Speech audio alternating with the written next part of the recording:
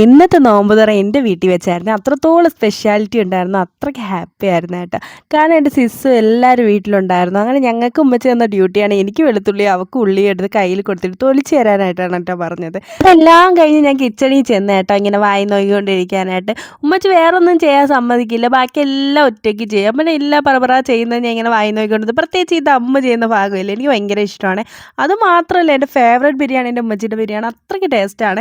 ഇതിൻ്റെ ഇടയിൽ കൂടെ ഇവനെ മാനേജ് ചെയ്യുന്നത് അതിനേക്കാളും വലിയ ഒരു ബുദ്ധിമുട്ടാണ് കേട്ടോ ഇവനെ മാനേജ് ചെയ്യാന്ന് പറയുന്നത്. അങ്ങനെ നോമ്പ് തുറക്കാനുള്ള സമയമായപ്പോഴത്തേക്കും ബാക്കിയുള്ള കലാപരിപാടികൾ ചെയ്തു തുടങ്ങി. ഫ്രൂട്ട്സ് അരിഞ്ഞ് വെക്കുക, ഡ്രിങ്ക്സ് ഒക്കെ കലക്കി വെക്കുക, അങ്ങനെയുള്ള ഒരുപാട് കാര്യങ്ങൾ ചെയ്തു. ബാക്കി സ്നാക്സും കാര്യങ്ങളും എല്ലാം നമ്മൾ ഡൈനിങ് ടേബിൾ ഇങ്ങനെ സെറ്റ് ചെയ്ത് വെച്ചിരിക്കുകയായിരുന്നു.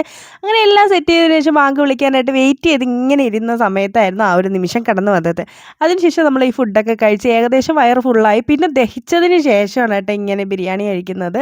അങ്ങനെ ബിരിയാണിയും കഴിച്ച് ഇന്നത്തെ നോമ്പ് തുറ അടിപൊളിയായിരുന്നു. അപ്പോൾ വീഡിയോ എത്രയുള്ളത് നിങ്ങൾക്ക് ഇഷ്ടപ്പെട്ടെങ്കിൽ ലൈക്ക് ചെയ്യുക. അതുപോലെ തന്നെ ചാനൽ സബ്സ്ക്രൈബ് ചെയ്ത് സപ്പോർട്ട് ചെയ്യണേ. ബൈ.